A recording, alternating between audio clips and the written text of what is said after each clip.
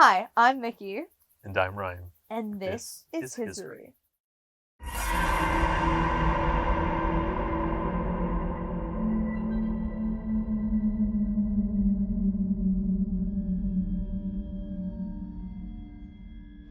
All throughout history, different cultures have believed in the paranormal. Divine gods, spirits, aliens, shaman, witchcraft, and divination, just to name a few.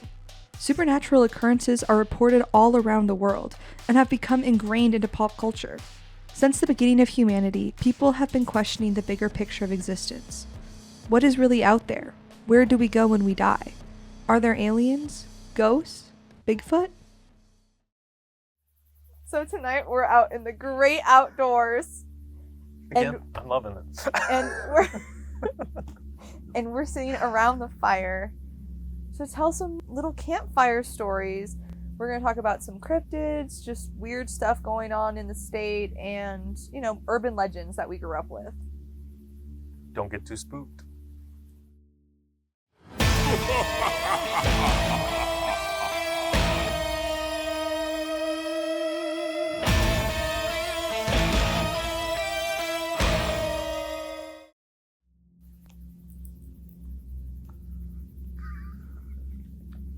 I'm so scared. And I'm ready to walk out in the dark right now.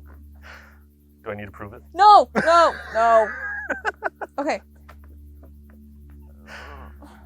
See, this is why I should not. This is why when I was a kid, I never would read campfire stories, and this is why. This is something we never did either, honestly. See, that's surprising for you. Yeah, we went camping all the time, but if anything at night, we played bear. So hide and go seek. Except everyone hides. Oh, we called it Ghost in the Graveyard. Yeah. Yeah. Same thing. We would do that. But, I would go camping, just me and my mom a lot. And my mom does not do horror.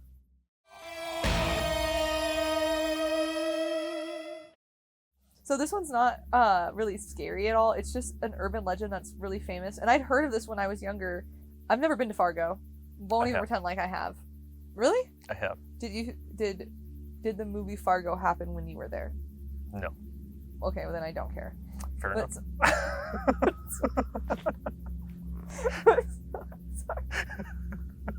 But yeah, I think, it's an urban legend, and I was like, you know what? I'm already so scared. And I knew I was going to be scared. So this is I wrote some that are very much, I'm detoxing from my fear. Okay. Then you think it. Oh my god, sorry, there was a noise. I'm so scared. I think it was just the wind. I just about panicked because you looked over me. So I thought something was behind me, and I'm like, I'm a goner. Yeah, you didn't even Bye. know. Okay, let me just read the story. I totally thought you were looking behind me. Where was I even gonna go? Okay, sorry. Towards the light. This episode is just gonna be me freaking out. I could fill an entire 30 minutes of just me almost crying. Okay. So in Fargo, Back to Fargo. This is our detox moment. In Fargo, North Dakota, 8 blocks from the Minnesota border, sits the Horace Mann Elementary School. The school was built in 1915 and it's still in use today, which is really old, marking this year as their 110th birthday. Ooh. Is it actually haunted? No. Well, okay, actually, we'll get there. Oh. Debatably. Okay? I want to hear it. So before the school was built, the land served as the county fairgrounds, and it was referred to by Hector's Addition. And so, me being me, I was like, why would you call it that? That's a stupid name. That's a little judgmental. Hector's Addition? Don't rush right into it. There might Not be a like good meaning. Hector's Park. Well, anyway, so I was Maybe like, Hector I need to wanted know. it named the Addition. But I got curious and I was like, okay, let's find this out. And I actually learned some interesting parts about Fargo's history that I did not know. And it fits really well into our show. So Hector's Addition was named after Martin Hector, and he was a prominent businessman in Fargo. He's a very good example of the American dream. He was born in Norway and moved to Minnesota in his teens with his family. He originally was from, like, I think over by Duluth, more so. Okay. But the railroad was expanding into what is now Moorhead. So he went there, and that was in 1872. And he wanted to start his own business, Laughing? Okay. It's something with construction. But it was a family trade, so he was basically just staying in the family business. But he ended up doing a little career change because, so a few months after he got there, like right away, it was very much Wild West still. Understandably. Yeah. And there was like a gunfight that broke out at a local saloon, and it was between these two like rival outlaws. And then somehow another saloon's owner heard the commotion and decided, I'm gonna go there, because that's what you do when you hear gunshots, is you run towards them. I ran towards them, yeah. Yeah. And so this guy ran towards them, and unfortunately he was killed by a stray bullet. He's the only one that died, was this other saloon's owner. That gave Martin this really random opportunity of that owner had just ordered a large shipment of liquor for his saloon, and it was supposed to arrive in the next few days by train, but with him dead, the shipment was just sitting there, unclaimed. And so Martin was like, I could make some money off of this. So he ended up using his like very small amount of savings to buy the liquor at like an insane discount because the guy was dead. And Rightly he so. went to where Fargo is now, because Fargo was experiencing significantly faster growth than Moorhead was, unfortunately for Minnesota. But, you know, whatever. No one's bitter about it at all. Well, now you can't even tell the difference between the two. Exactly. Never been, so could not tell. But so he opened a storefront, and originally it was in Moorhead, but then he was like, this isn't working. So he moved it like 8 blocks into Fargo, like literally across the bridge. Moved it to Fargo, Sounds and then it about did great. And so he stayed extremely successful in his store, and then eventually was like, you know what? Liquor's great, but money is where the money is. So he went into banking, as one does. Imagine having that much money, you can just open a bank. Yeah, he gave a lot of money to the town over the years, and yeah, he was, I think he fits into our show because he made his start from a murder. Like, he was like, that guy got killed, lucrative. A smart guy. Yeah, he also bought like half of the airport for them. Oh my word, he did a lot. Oh, he built like a school, and I think he did stuff I feel at like the that college happens too. a lot, though. I feel like Yeah. the people who make it big enough to like start their own bank, they generally like build a school or a hospital. Wasn't there like some or type something to like really benefit the town? for him? Like, there has to be karma in there too. Like, there's got to be some guilt of And like maybe someone that's- dies and you're like, okay, I'm gonna take. And Yeah. that might be why he did it. Oh, I you think know? he's probably just a good person. I don't know. I can't speak to his character. I don't know him. But anywho, Yeah, honestly, like, it just sounds like going after the liquor was just smart. intelligent. And Yeah. And time- he did great things with his money. And we Really got doesn't sound this like a really bad dude. cool myth. It's not a myth, it's real. Anywho, Hector's Addition became home to traveling performers and circus groups that would come through the town frequently. Because this is like, there was no entertainment.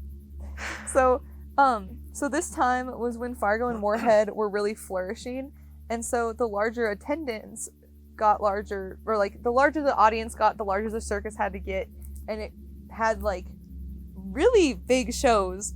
Like, it started to be hundreds of performers and animals.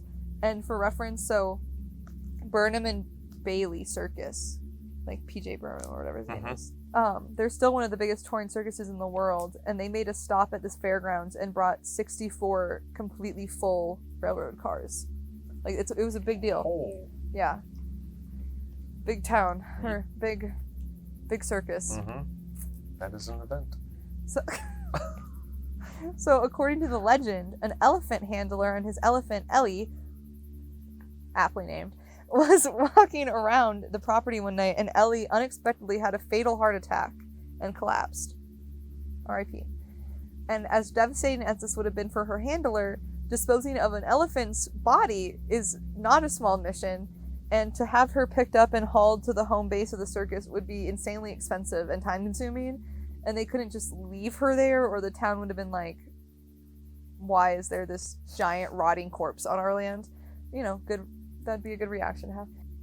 But the only thing that they could think to do was to just bury her right there. Mm-hmm.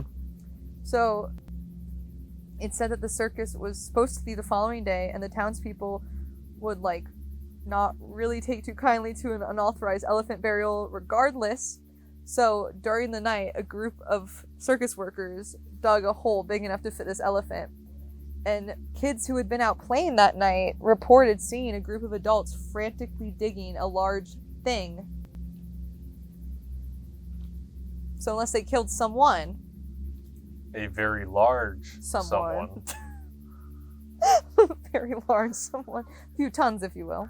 So years later, 1915 would come around, and the town would build the Horace Mann School right where Ellie was said to lay. For time, reports had come in that strange sightings and sounds were coming from around the old school building. People would hear stomping and loud trumpet sounds echoing through the halls. From outside the building, people reported seeing a translucent animal figure through the windows, adding to the mystery of where Ellie truly is. So has there ever been more proof than word of mouth? Not really. But do you really need to see it to believe? Not really. Not really. And I would like to think that there is an elephant getting to play with children in her afterlife. Yeah, that's the Horace Mann Elementary School myth. I feel like I have heard that story before. It's a quite like popular urban legend. Okay. I mean, I heard of it in the cities, and so I would think it wouldn't be that surprising if it was like at least a little bit known urban legend out here. Right. But I also don't know if I'm confusing it with the story of the elephant and Thomas Edison.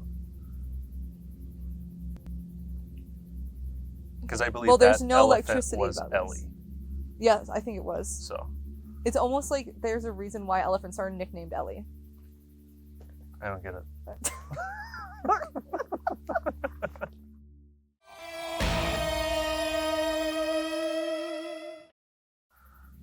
So this is iconic, in my opinion. Like, this, I think, is why Minnesota is amazing. It's not even okay. You'll see. I'm itching. I think gotta that know. this is a perfect embodiment of how urban legends should exist. It's giving jackrabbit? Jackalope. Jackalope. It's giving jackalope. Jackalope. You're talking the horned rabbit. Yeah. A jackalope. Yep. All right. So this is the story of the Minnesota Iceman. So the Iceman was first introduced to the world by Frank Hansen. Hansen claimed that the specimen was discovered floating in a block of ice off the Siberian coast by a Russian seal hunting vessel. And he was simply employed as a caretaker for it by an unnamed, eccentric California millionaire, rumored to be the actor Jimmy Stewart, like the dude from It's a Wonderful Life. Mm-hmm. You know? Okay, I did not know I do. who that was. Yes, I do know Yes. who he is. I knew him. I've seen him in Rear Window and A Wonderful Life, but that was Anyway, it was never proven, so who knows? I'm gonna go on a limb here. We know it's not him, but it used to be like very heavily rumored. Okay. So the Iceman is a complete hairy humanoid male carcass frozen in a block of ice. The creature is around 6 feet tall. He has large hands and feet, and his hair is 3 to 4 inches long all over his body. He also looked to have suffered injuries of a broken arm and an eye knocked from its socket, which is really gross if you ever look at a picture of this. So was he found in a block of ice, or was it found and then put in a block of ice? He was discovered floating in a block of ice off the Siberian coast. Okay. Yeah. Which we'll get to. But so theoretically, like, it's like a rectangle now. Like they like cut it into a perfect rectangle with this thing. They cut it into the actual block. Yep. So from the injuries of it, at some point they believed it was the outcome of being shot in the back of the head with like a gun, which leaves a lot of questions unanswered. 100%. Yeah. So Hansen was a promoter and exhibitor, just for the record. So it only makes sense to tour fairs, carnivals, and malls with the Iceman, obviously. So the Iceman traveled all over America and Canada during the 60s and 70s. And at some point, Hansen changed his story that instead of this whole Siberian ice thing, that it was actually a Japanese whaling ship had found the body. And then it was later, he was like, actually, it was found in a deep freeze facility in Hong Kong. Because, yeah. And then finally, that it had been shot on a hunting trip in the Whiteface Reservoir region of Minnesota. So we go from the Siberian Sea to Japan, whaling ship, to deep freeze center in Hong Kong, to a hunting mission in Minnesota. Oh, sorry.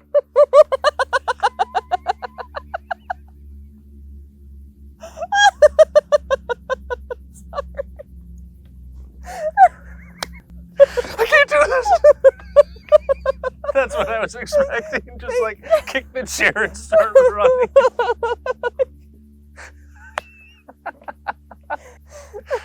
Continue if you may. So it's widely assumed that the actual origin of the Iceman was Vietnam, which like was not mentioned in any of the other theories. Of the above. All right. But yeah, so there was like this story of a huge ape that had been killed in, oh, I'm gonna butcher this pronunciation. I'm sorry, Da Nang, Vietnam. Okay, we're going with that. I don't know Da Nang, Vietnamese. Vietnam, in 1966, near where Hansen had been stationed during the war. He was over there during the Vietnam War. Okay. But out of all the stories, the Minnesota name stuck, which is hence Minnesota Iceman. Which, like, I wish that I had known what they would call it before that, but I feel like they would have just called it, like, literally Siberian Iceman, and then Japanese. Just always the Iceman. Everywhere it's been found, or labeled to have been found, So it's there's actually always been found an 6 ice. places. Hey, maybe he misplaced them. He's a world traveler. And that's the other thing, is, like, it's a big thing to, like, travel with. I feel like customs would have had something to say. Which actually, It was a different day and age, though. So, during his travels, Hansen had been detained multiple times by Canadian custom officials for transporting human remains. And the FBI was tipped off multiple times that the Iceman was actually just a disguised murder victim. Oh. But they never thought to investigate. There's a very real possibility that this guy killed someone and then was like, I need to hide the body. I need a new attraction. 2 birds, 1 stone. So why would you just let someone go if that's the case? Well, because it's I can understand, like, oh, that looks fake as can be. There's no way that's real. If suddenly, Sayonara. like, this guy starts having, like, 18 of these attractions, yeah, that's a different story. But, like, 1, like, yeah, it's okay. Again, I still think, like, depending how real it would have looked. I have seen it. It looks yeah. It looks like a hairy human. Like, it looks like a monkey. It looks like a really evolved monkey. Interesting. Yeah. So the Iceman did catch the attention, however, not of the FBI, but of cryptozoologists across the world, for obvious reasons. And so Ivan T. Sanderson and Bernard Heuvelmans, sorry, sir, were 2 of those intrigued by the Iceman. And they were actually given a private examination of the body in December of '68 at Hansen's home. So the 2 made detailed drawings and wrote the creature described in technical terms. They were completely convinced of its authenticity. Authenticity. That word. They even reported that during the I forgot about this. They even reported that during the examination, the glass case somehow broke. Which, like, okay, magically breaks, whatever. But it emitted an intense odor of rotting flesh. So it's real to some degree. Yes. You just don't know if it's creature or human. It's 100%. Well, okay. We'll get into that. They reported Sorry, that. I'm Russian. No, it's okay. They reported that it smelled like rotten flesh. Right. Yeah, and there's going to be some arguments up here. So after the testimonies of say the word, authenticity, came out to the public, John Napier, a primatologist, like monkeys. Yep, primates. At the Smithsonian Institution, who was really interested in cryptozoology. So he was given the opportunity to do another like private examination of the Iceman himself. He had a very different experience. He was like, yeah, no, this is definitely latex. Like, he fully was like, this is fake. He was like, not a second thought in his mind. He was like, that is a latex model. And then Hansen replied and said, well, of course, I just took the genuine original specimen out of the display because I didn't want to be arrested for like killing some type of human thing. And that is why I had to replace it with this latex model. And that's what you saw. And it was actually backed up by Sanderson, who said that it was clearly a different body than the one that he had seen. Okay. And, well, interesting. Yeah. When they went back to the reference photos, thank God photography existed in this day of age. But so when they went back to the reference photos, the form and pose did vary. In one of them, the mouth was open. In another, it was closed. The hands were positioned differently. I think like the eyeball was in a different position, like the one that had been knocked in the socket. Right. Yep. Most believe that it was multiple models, but others think that it was the result of being thawed and refrozen each year. Which would kind of make sense as well. It would, especially because they all look very similar. It's just the pose is different, and we know that he was letting it thaw at certain points. If you have something frozen, and then it like melts into water, it's gonna look different. Like, it's gonna move. Absolutely. It doesn't just stay in the same place. Yep. So like, you know what? Credit where credit's due. I do believe Napier, Plausible. though. Yeah, I was like, I do believe when he was like, this is latex. I just find it so disturbing, even the idea that he was letting it thaw, though. Because, like, that means it's decomposing. Absolutely, yep. That's disgusting. Which just means all these people were looking at, like, a frozen, half-decomposed corpse. Mm-hmm. Nasty. But hopefully the FBI made the right decision not to investigate that. So after all of that, Hansen took the Iceman out of the public eye on the request of the California-based owner, and later introduced a new, completely different latex model of the Iceman. Oh my gosh. Well, if you're going to keep doing that, it's hard to believe the story then. I don't know. He was like, all right, this one's done. Let's bring a new one. Like, what? And the fact that one, he was like, no, this one is latex. All right.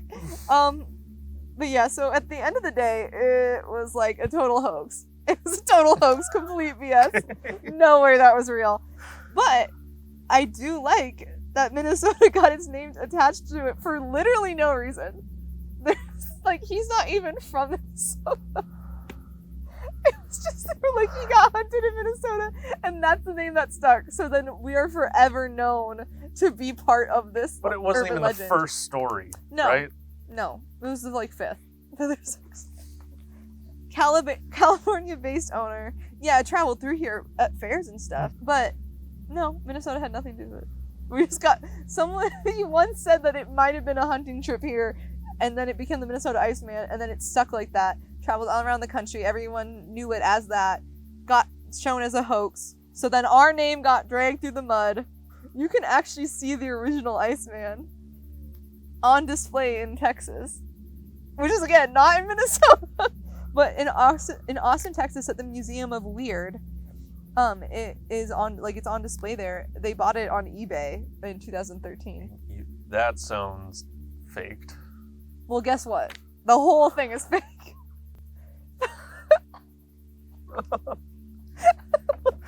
What did you do to me? I love this story so much. Like, I just love that this guy was like, it's so old, like, when they would, like, take a fish and then, like, clay and make, like, a fake mermaid, and they'd be like, it's a mermaid skeleton. It's so that. But it's like, this guy was, like, so sure that he was gonna get away with it, and just saying, like, no, like, a California-based owner bought this, and I'm just his little helper. Like, boy, shut up. Why did he find you? Jimmy Stewart. Sorry. It's like, who, like, you go to your agent and you're like, I need someone to be able to show my private collector's edition of a corpse. Like, okay, sure. I can't get in trouble for moving a body, but someone else needs to try this. Literally. Like, what? But yeah, I will go out on the limb. Hoax. There's no way. It's not sounding very plausible. The elephant, I think, like, Ellie the elephant is possible. Believable story. Yeah, it's a believable story. Sorry, Leaf. Oh my god!